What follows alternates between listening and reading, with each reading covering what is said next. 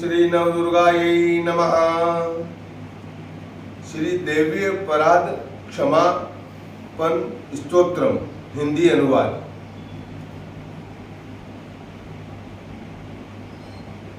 माँ, मैं न मंत्र जानता हूँ न यंत्र। अहो, मुझे स्तुति का भी ज्ञान नहीं है, न आह्वान का पता है न ध्यान का। स्तोत्र और कथा की भी जानकारी नहीं है। न तो तुम्हारी मुद्राएं जानता हूँ और न मुझे व्याकुल होकर विलाप करना ही आता है। परंतु एक बात जानता हूँ, केवल तुम्हारा अनुसरण, तुम्हारे पीछे चलना, जो कि सब क्लेशों को, समस्त दुख विपत्तियों को हरने वाला है, सबका उद्धार करने वाली कल्याणमयी माता। मैं पूजा की विधि नहीं जानता, मेरे पास धन का भी अभाव है, मैं स्वभाव से भी आलसी हूँ तथा मुझसे ठीक ठीक पूजा का संपादन भी नहीं हो सकता। इन सब कारणों से तुम्हारे चरणों की सेवा में जो त्रुटि हो गई है उसे क्षमा करना, क्योंकि कुपुत्र का होना संभव है किंतु कहीं भी कुमाता नहीं होती। माँ, इस पृथ्वी पर तुम्हारे सीधे साधे पुत्र तो बहुत से हैं, किंतु उन सब में मैं ही अत्यंत चपल तुम्हारा बालक हूँ। मेरे जैसा चंचल कोई विरला ही होगा। शिवे, मेरा जो यह त्याग हुआ है यह तुम्हारे लिए कदापि उचित नहीं है, क्योंकि संसार में कुपुत्र का होना संभव है किंतु कहीं भी कुमाता नहीं होती। जगदम्बः मातः, मैंने तुम्हारे चरणों की सेवा कभी नहीं की।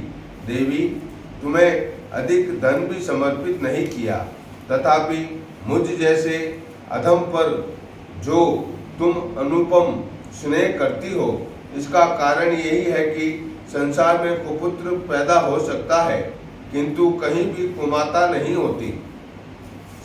गणेश जी को जन्म देने वाली माता पार्वती, अन्य देवताओं की आराधना करते समय मुझे नाना प्रकार की सेवाओं में व्यग्र रहना पड़ता है। इसीलिए 85 वर्ष से अधिक अवस्था बीत जाने पर मैंने देवताओं को छोड़ दिया है। अब उनकी सेवा पूजा मुझसे नहीं हो पाती, अतएव उनसे कुछ भी सहायता मिलने की आशा नहीं है। इस समय यदि तुम्हारी कृपा नहीं होगी तो मैं अवलंब रहित होकर किसकी शरण में जाऊंगा। माता अर्पणा, तुम्हारे मंत्र का एक अक्षर भी कान में पड़ जाए तो उसका फल यह होता है कि मूर्ख चांडाल भी मधुपाक के समान मधुर वाणी का उच्चारण करने वाला उक्त वक्ता हो जाता है। दीन मनुष्य भी करोड़ों स्वर्ण मुद्राओं से संपन्न हो चिरकाल तक निर्भय विहार करता रहता है।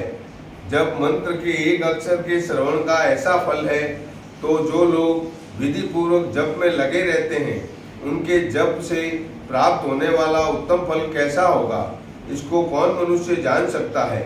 भवानी, जो अपने अंगों में चिता की राख भभूत लपेटे रहते हैं, जिनका विषि भोजन है, जो दिगंबरधारी नग्न रहने वाले हैं, मस्तक पर जटा और कंठ में नागराज वासुकी को हार के रूप में धारण करते हैं तथा जिनके हाथ में कपाल भिक्षा पात्र शोभा पाता है, ऐसे भूतनाथ पशुपति भी जो एकमात्र जगदीश की पदवी धारण करते हैं।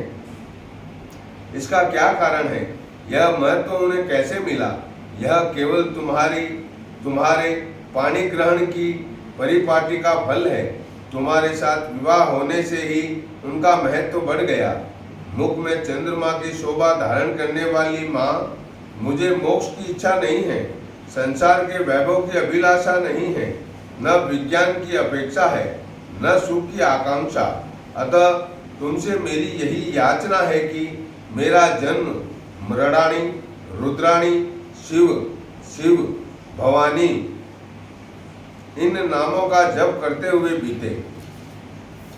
माँ श्यामा, नाना प्रकार की पूजन सामग्रियों से कभी विधि पूर्वक तुम्हारी आराधना मुझसे न हो सकी।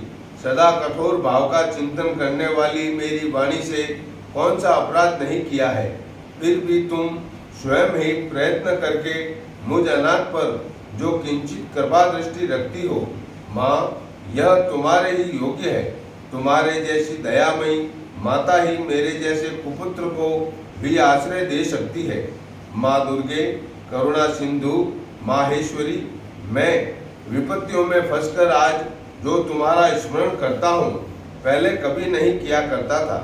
इसे मेरी शठता न मान लेना, क्योंकि मूर्ख प्यार से पीड़ित बालक माता का ही स्मरण करता है।